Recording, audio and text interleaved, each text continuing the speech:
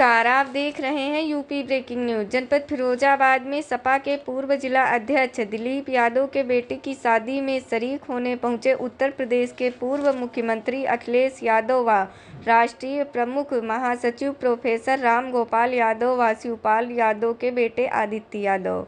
फिरोजाबाद से रिहान अली की रिपोर्ट। ताज़ा खबरों के लिए सब्सक्राइब करें यूपी ब्रेकिंग न्यूज।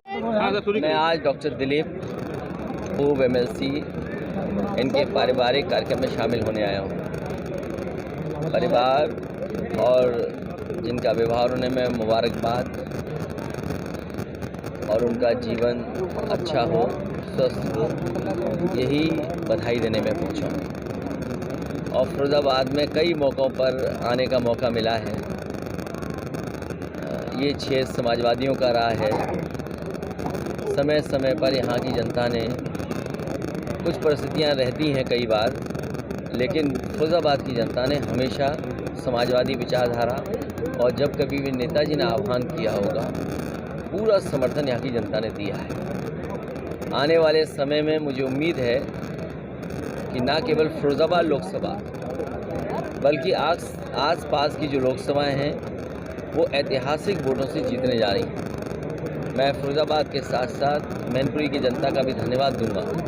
और फिरोजाबाद के भी बहुत सारे परिवार ऐसे थे जिनकी रिश्तेदारियां मैनपुरी में थी, जिनका संपर्क मैनपुरी में था। उन्होंने लगातार हमारे चाहे प्रतिनिधि, जनता के प्रतिनिधि, विधायक रहे हों या संगठन के लोग रहे हों, उन्होंने पूरा सहयोग किया और जिसके परिणाम में मैनपुरी को ऐतिहासिक जीत मिली समाजवादी पार्टी। सर 2024 से पहले बड़ी कार्यकारिणी आपने घोषित की है, पूरी ब्रिगेड तैयार है इस लड़ाई के लिए। संगठन और संगठन के माध्यम से जनता तक अपनी बात पहुंचाना और संगठन के ही माध्यम से जनता को जोड़ने का काम करेंगे। कोई वर्ग नहीं छोड़ेंगे जिसके बीच में समाजवादी पार्टी अपनी विचारधारा लेकर के न जाए। एक बार फिर से सर पिछड़े वर्ग पर ज़्यादा फोकस है, क्या दिखती है किस तरह से? कोई वर्ग, मैंने कहा हर वर्ग के बीच में समाजवादी पार्टी जाएगी, क्योंकि जो काम समाजवादी पार्टी ने करके दिखाया, आपने कल ही देखा होगा जिसमें भारत को जीत हासिल हुई। T20 मैच में भारत की जीत हुई और आपने उत्तर प्रदेश के मुख्यमंत्री जी को भी देखा होगा हाथ हिलाते हुए। उस स्टेडियम को बनाने का काम अगर किसी ने किया था तो समाजवादी लोगों ने, और समाजवादी पार्टी में बना इसीलिए अंतर्राष्ट्रीय स्तर का वहाँ मैच हो पाया। जितने आपको उसमें तस्वीरों में दिखते हैं, किसी का योगदान नहीं है उस स्टेडियम को बनाने में। और भारतीय जनता पार्टी तो वो दल है जो दूसरों का काम अपना काम बनाती है। ये क्षेत्र वो है जहाँ से बिल्कुल करीब बटेश्वर है, जहाँ पर स्वर्गीय अटल बिहारी वाजपेयी जी की जन्मस्थली रही है। मैंने कई मौक़ों पर कहा कि उनकी जन्मस्थली पे भी काम हो।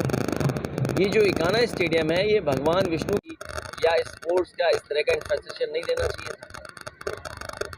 लोक भवन जो समाजवादियों ने बनाया, उसमें भी पूर्व प्रधानमंत्री जी की प्रतिमा लगा दी। कम से कम ये अपना काम बताएं। और नाम बदलना, दूसरे का काम अपना बनाना, गार्डन का नाम, और ये कोई ऐसा पहला काम नहीं हो रहा। ये पहली योजना का नाम नहीं बदला जा रहा है, लगातार इसी तरह योजनाओं के नाम बदले इन्होंने। और सबसे बड़ी बात है, सबसे बड़ी, जहाँ मुगल गार्डन का नाम बदल दिया, अमृत उद्यान कर दिया। इस एक्सप्रेस वे पे आप देख लो, पूरा जो आगरा लखनऊ बना है, कहीं आप समाजवादी पार्टी के नेताओं के नाम नहीं देखोगे आप, लेकिन जहाँ शौचालय करने उतरोगे आप, वहाँ पर बीजेपी ने अपना नाम लिखा दिया। और सबसे बड़ा सवाल ये है कि जिस तरीके से अर्थव्यवस्था की हालत है, जो शेयर मार्केट गिरा है, जिसका भारतीय जनता पार्टी दावा करती थी कि उनके प्रयास से कोई उद्योगपति दुनिया में नंबर 1 होने जा रहा है, बताओ आज वो कहाँ पहुँच गया। और ये आंकड़े अगर नहीं संभाले गए तो न केवल देश दुनिया में हमारे उद्योगपतियों का नाम बदनाम होगा, बल्कि हमारी कई बैंकें डूब जाएंगी। मुझे याद है उत्तर प्रदेश में एक बार विभाग ने प्रोविडेंट फंड का पैसा प्राइवेट कंपनी पे लगा दिया था, और जब प्राइवेट कंपनी डूबी तो प्रोविडेंट फंड भी डूब गया। उस समय जो वरिष्ठ अधिकारी थे उनके खिलाफ कार्रवाई हुई थी, उन्हें जेल तक जाना पड़ा था। मैं ये सवाल पूछना चाहता हूँ कि अब LIC का पैसा डूब रहा है, एसबीआई का पैसा डूब रहा है। जिस तरीके से उत्तर प्रदेश में जेल गए थे, क्या एसबीआई के या एलआईसी के बड़े अधिकारी जेल जाएंगे कि नहीं जाएंगे? ये तो मामला केवल 1200 करोड़ का था और अब तो भारत का 1 लाख करोड़ का मामला है। अब भारतीय जनता पार्टी को बताना चाहिए कि आखिरकार वो क्या कार्रवाई करेगी और डूबते हुए उद्योगपतियों को कैसे बचाएगी। सर, मुलायम सिंह यादव जी को पद्म भूषण सम्मान दिया गया है, सर आप क्या कहना चाहेंगे? उस पर अभी हम नहीं कहेंगे, जब लेटर आ जाएगा तब कुछ कहेंगे। स्वामी प्रसाद मौर्य प्रदेश की राजनीति केंद्र बिंदु में है, आपने उनको प्रमोशन दिया, सर क्या कहना चाहेंगे? बीजेपी जानबूझ करके जो महंगाई चरम सीमा पर, उस पर बात नहीं करेंगे, बेरोजगारी पे बात नहीं करेंगे। हालांकि मुझे नहीं कहना चाहिए, हमारे बगल में कारोबारी बैठे हैं, 1 लाख करोड़ का है कारोबार खाने वाले तेल का। क्या भारतीय जनता पार्टी, हालांकि किसान को गेहूं की कीमत मिली है, लेकिन इससे भी ज़्यादा मिल सकती थी अगर सरकार थोड़ा कोशिश करती तो। आप बताओ, आज आटा खरीदना पड़ता है, महंगा हो गया कि नहीं हो गया? तो ये जानबूझ करके जो बुनियादी सवाल हैं उन पर नहीं चर्चा करना चाहते। चरम सीमा पर महंगाई है, चरम सीमा बेरोजगारी है, न्याय मिलना नहीं है। और फिर मैंने कई मौक़ों पर कहा, और फिर मैं कहता हूँ, जिस बात को लेकर के बात खड़ी हुई है, क्योंकि हम उसके जानकार नहीं हैं। हमसे कोई कहे सड़क बनाए तो हम सड़क बनवा सकते हैं, हमसे कोई डायल एंड बेहतर करना है तो हम डायल एंड बेहतर कर सकते हैं, हमसे कोई कहे कि एम्बुलेंस बेहतर करनी तो एम्बुलेंस बेहतर कर सकते हैं, नौकरी कैसे मिलेगी, रोजगार कैसे मिले, वो हम कर सकते हैं। लेकिन हमारे मुख्यमंत्री तो योगी हैं, एक संस्थान से निकले जिसका एक अपना इतिहास है, एक अपना योगदान है उस संस्था का, उस स्थान का। मुझे उम्मीद है कि रामचरितमानस पर और खासकर शूद्र पर मैं सीधा मुख्यमंत्री से पूछूंगा कि भाई मुख्यमंत्री जी बताएं हमें सदन में कि शूद्र कौन कौन है। ये सवाल हमारा आपका नहीं है, ये सवाल धार्मिक लोगों का है, कम से कम वो तो बताएं हमें। और फिर जो संविधान की शपथ लेकर के बैठे हैं, और उनसे जरूर मैं पूछूंगा। तो रामचरितमानस को लेकर आपका क्या स्टैंड है? नहीं, हम तो भगवान राम, कृष्ण, जितने भी भगवान, और पहली बार नहीं कह रहा हूँ मैं, भगवान विष्णु के जितने अवतार हैं मैं उनको मानता हूँ। हमें किसी पे आपत्ति नहीं है, लेकिन जिस पे आपत्ति है वो उसको हम सदन में पूछेंगे।